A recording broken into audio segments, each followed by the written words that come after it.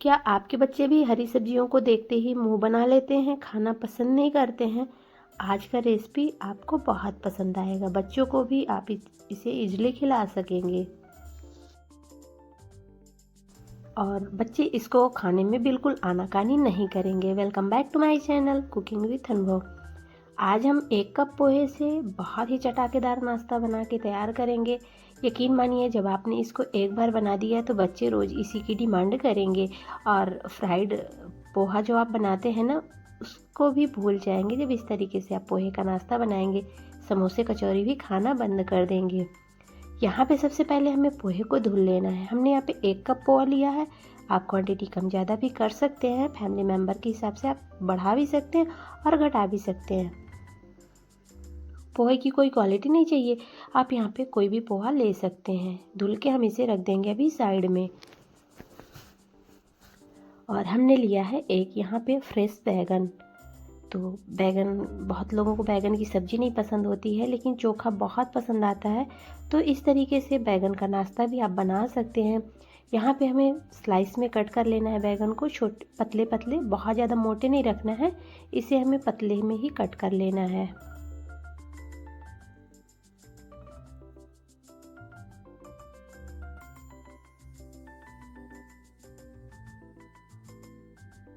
तो फ्रेंड्स, बहुत ही अच्छा ये नाश्ता बन के तैयार होता है और यकीन मानिए बच्चों को भी ये बहुत पसंद आएगा और बड़ों को भी ये बहुत पसंद आएगा।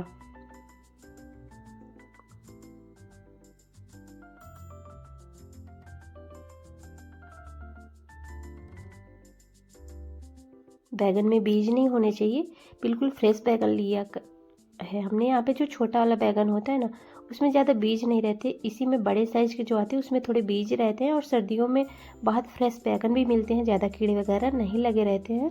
तो इस तरीके से हम बैगन को काट लिए हैं। अब इन्हें हम धुल लेंगे। थोड़ा सा हल्दी वाले पानी में भी आप डाल सकते हैं, अगर टाइम लग रहा है तो थोड़ा सा पानी में हल्दी डाल के तब डालें, नहीं तो बैगन काले हो जाएंगे। लेकिन मैंने तुरंत से ही बनाया था तो इनको मैंने सिंपल पानी में ही डाल दिया था। अब यहाँ पे देखिए, जब तक हमने बैगन कट किया तब तक हमारे ये पोहा भी रेडी हो गए हैं। देखिए कितने अच्छे से मैश कर रहे हैं। तो चलिए अब यहाँ पे हम कुछ चीज़ें ऐड करेंगे। सबसे पहले हम लोग डाइजेशन के लिए अजवाइन यहाँ पे डाल देते हैं। अगर आपको नहीं पसंद है आप यहाँ पे कलौंजी भी डाल सकते हैं, लेकिन अजवाइन ज़रूर डालिएगा, डाइजेशन में हेल्प करता है, टेस्ट भी इन्हेंस होता है।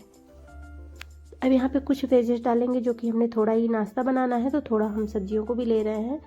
प्याज, पत्ता गोभी, गाजर, हरी मटर, जो जो सब्जियाँ आपके पास हैं आप यहाँ पे सारी सब्जियाँ डाल सकते हैं। मैंने यहाँ पे थोड़ा सा शिमला मिर्च भी ले लिया है।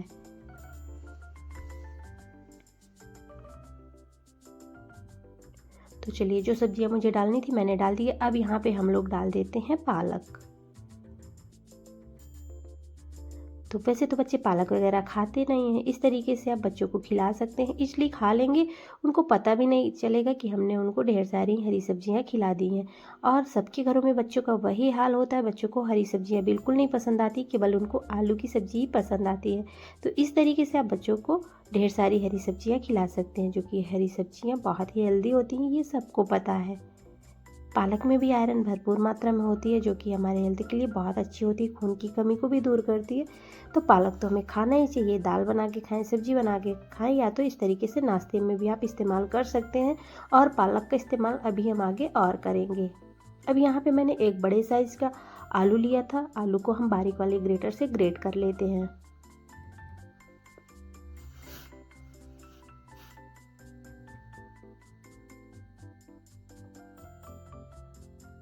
तो चलिए फ्रेंड्स, यहाँ पे कुछ स्पाइसेस भी ऐड कर देते हैं अपने टेस्ट के अकॉर्डिंग। आप यहाँ पे चीज़ों को डालिएगा, जो चीज़ें आपको पसंद है वही डालिएगा। हमने यहाँ पे चाट मसाला डाल दिया है, पाव भाजी मसाला डाल दिया और नमक डाल दिया है। यहाँ पे थोड़ा सा हम हल्दी पाउडर डाल दे रहे हैं, बहुत थोड़ा सा, ज़्यादा नहीं डालना है। कलर थोड़ा अच्छा आएगा नाश्ते का, इसलिए हमने थोड़ा सा ही डाल दिया है।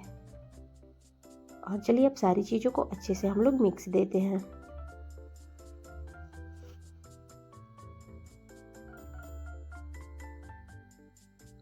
तो यहाँ पे जो हमने पोहा लिया है, जिसे हम लोग चिवड़ा बोलते हैं, ये पोहा हम लोग जैसे फ्राई करके पोहा खाते हैं ना, वही पोहा है, थोड़ा मोटा रहता है। अच्छे से मैश कर देना है। अगर आप पेपर पोहा ले रहे हैं तो वो तो बहुत जल्दी सॉफ्ट हो जाता है। अब यहाँ पे हम 3 से 4 चम्मच के लगभग बेसन का ऐड कर रहे हैं। बेसन ज़रूर डालिएगा, बाइंडिंग भी अच्छी आती है और खाने में हमारा नाश्ता भी बहुत अच्छा लगता है। तो चलिए इसे हमें अच्छे से मैश कर देना है। सारी चीज़ों को हमने अच्छे से मैश कर दिया है। अब यहाँ पे देख सकते हैं अच्छे से इसमें बाइंडिंग आ गई है, इस तरीके से देखिए। तो अब हम नेक्स्ट प्रोसेस भी देख लेते हैं। अब हमें यहाँ पे लेना है गेहूं का आटा। नॉर्मल सा सबके घरों में रहता है। मैंने यहाँ पे छोटी बाउल से 1 बाउल ले लिया है। अब फिर से हम यहाँ पे डाल दे रहे हैं ढेर सारे पालक। तो मैंने पहले भी बताया था कि पालक का हम इस्तेमाल इस नाश्ते में ज़्यादा ही करने वाले हैं। अब यहाँ पे हम नमक डाल देते हैं, थोड़ा सा कलौंजी डाल देते हैं। यहाँ पे भी आप अजवाइन ही डाल सकते हैं, थोड़ी सी चिली फ्लेक्स डाल देंगे।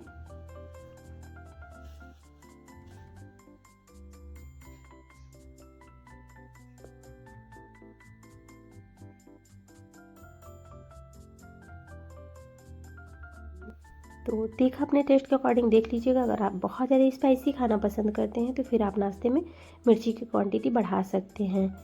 और अब हम यहाँ पे थोड़ा सा हल्दी पाउडर डालने के बाद पानी डाल के इसकी स्लरी बना के रेडी करते हैं। तो फ्रेंड्स, बच्चों के टिफ़िन के लिए भी यह नाश्ता दे सकते हैं, मेहमानों को भी दे सकते हैं। और चाय के साथ अगर कुछ खाने का चटपटा मन कर रहा है तो आप बना सकते हैं। और इस नाश्ते को बना के आप स्टोर कर सकते हैं, जब भी खाने का मन करे तुरंत से आप इसको खा सकते हैं।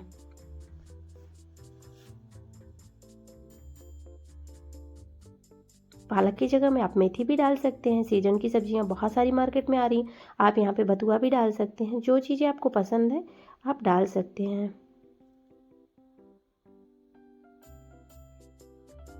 तो चलिए इधर पे हम थोड़ी सी थिक रखेंगे स्लरी को। स्लरी भी हमारी बन के रेडी हो गई है। और अब नेक्स्ट देख लेते हैं, जो हमने बना के रखा हुआ था डो, वो भी अच्छे से मैश हो रहा है। तो हम यहाँ पे आधा डो ले लिए हैं और हमने बना के रख दिया है, क्योंकि अभी इतना बनाना नहीं था। जितना हमें नाश्ता बनाना है उतना ही हमने यहाँ पे डो ले लिया है और डो हमने साइड में रख दिया है। तो इस तरीके से आप इसको सिलेंडर आकार का भी बना सकते हैं और स्लरी में डिप करके फ्राई कर सकते हैं, या तो फिर जिस तरीके से हम बना रहे हैं उस तरीके से भी बना सकते हैं। हमने हाथों में तेल या घी कुछ नहीं लगाया, फिर भी इसलिए बन जाएंगे। इस तरीके से हमें पोहा के कटलेट बना लेने हैं। और फ्रेंड्स, यहाँ पे इन कटलेट को आप बना के एयर टाइट डिब्बे में डाल के फ्रिज में रख सकते हैं और जब भी खाने का मन करे आप इनको तुरंत से फ्राई करके खा सकते हैं, मेहमानों को भी दे सकते हैं। तो बहुत ही इजी प्रोसेस है, ज़्यादा ताम झाम नहीं है। और ये पोहा के कटलेट सबको बहुत पसंद आते हैं। आप इनको पोहा की टिक्की भी बोल सकते हैं। तो चलिए फ्रेंड्स, जो हमने स्लरी बना के रखी हुई थी उसमें हम वाइट वाला तिल डाल देते हैं। तिल का क्रंच नाश्ते में बहुत अच्छा लगता है और सर्दियों में तो तिल हमें खाने ही चाहिए।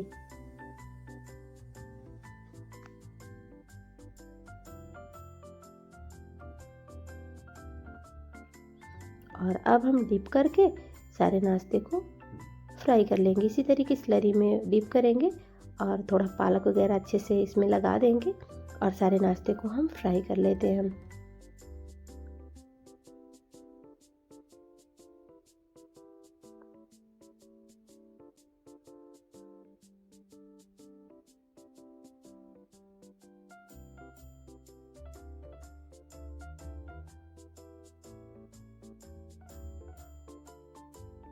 तो जितने हमें टिक्कियाँ डालना है उतना हम डाल देते हैं। बहुत ज़्यादा नहीं डालेंगे ताकि इनको फ्राई करने में आसानी रहे। और उलट पुलट करते हुए हम दोनों तरफ से क्रिस्प होने तक इनको फ्राई कर लेते हैं। तो फ्रेंड्स, आज की रेसिपी आपको कैसी लगी कमेंट में ज़रूर बताइएगा। और यहाँ पे देखिए थोड़ा सा मैंने इनको छोड़ दिया था, दूसरा काम करने लग गई थी, तो थोड़े से एक तरफ से ज़्यादा डार्क हो गए हैं। तो इस तरीके से हम इनको गोल्डन ब्राउन होने तक फ्राई कर लेना है। बहुत ज़्यादा इनको हमें डार्क नहीं करना है। और ये देखिए हमारी पोहा की टिक्कियाँ बहुत अच्छी बनी हुई थी। इस तरीके से सेकेंड बैच का भी हम लोग फ्राई कर लेते हैं। और अभी आप सोच रहे होंगे कि जो बैगन मैंने कट किया था वो क्या होंगे, उनका भी इस्तेमाल हम आके करने वाले हैं। आप इनको हाफ डन करके थोड़ा थोड़ा सा तेल में गरम करके फिर भी आप इनको निकाल सकते हैं, और जब खाने का मन करे तो फिर आप इनको दोबारा से फ्राई करके खा सकते हैं। आपकी इच्छा है, आप इसको जिस तरीके से खाना पसंद करते हैं। आप इनको थोड़ा सा तेल डाल के सेक के भी खा सकते हैं, बटर के साथ भी आप इनको सेक के खा सकते हैं। अगर आप ज़्यादा फ्राई नहीं करना चाहते हैं तो आप इनको बटर के साथ भी सेक के खा सकते हैं। और यहाँ पे ये देखिए, मैंने बैगन के भी पकौड़े इस तरीके से बनाए थे, तो चलिए दिखा देते हैं। तो फ्रेंड्स, हमने पोहे के बनाने के बाद जो स्लरी हमारी बची हुई थी उसी में हम लोग बैगन के बना लेते हैं, और हमें उसमें कुछ ऐड नहीं करना है। आप इसमें आलू भी फ्राई कर सकते हैं स्लरी में डिप करके। इस तरीके से हमें स्लरी में डिप करना है और बैगन के पकौड़े भी बना लेने हैं। ये बैगन के पकौड़े मैंने बहुत दिनों बाद बनाए थे, तो मेरे घर में सब लोग बोल रहे थे कि भूल गई थी क्या बनाना है। तो बैगन तो घर पे आते ही रहते, लेकिन याद नहीं रहता इस तरीके से बनाना। बहुत दिन हो गए थे, मुझे तो 3 से 4 महीने हो गए थे बैगन के पकौड़े मैंने नहीं बनाए थे। तो जब आज मैंने बनाया तो ये सबको बहुत पसंद आए, और यकीन मानिए फ्रेंड्स, ये अच्छे भी बहुत लग रहे थे खाने में।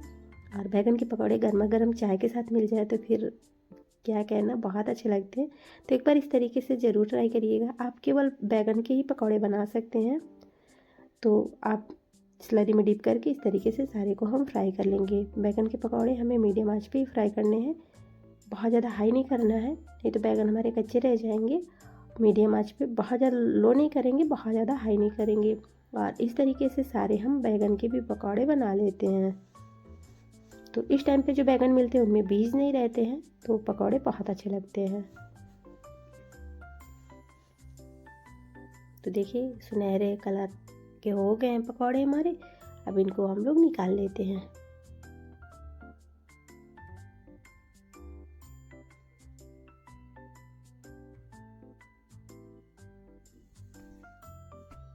तो फ्रेंड्स, सारे पकौड़े हमारे फ्राई हो चुके हैं। अब चलिए हम पकौड़ों को सर्व कर लेते हैं। देखिए कितना अच्छा कलर आया हुआ है, और ये बहुत अच्छे से सीखे हुए हैं। सेकेंड बैच के भी हम ऐसे ही सेक लेते हैं।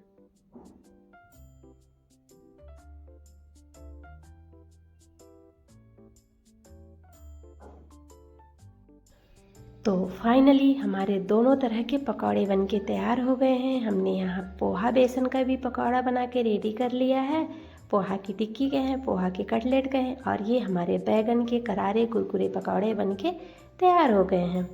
तो जब भी कुछ चटपटा खाने का मन करे, झटपट से आप इनको बना सकते हैं। ना तो कुछ भिगोना, ना तो कुछ पीसना, झटपट से पानी में घोलो और बना लो, ऐसा नाश्ता है ये। तो देखिए कितने ये क्रिस्प बने हुए हैं।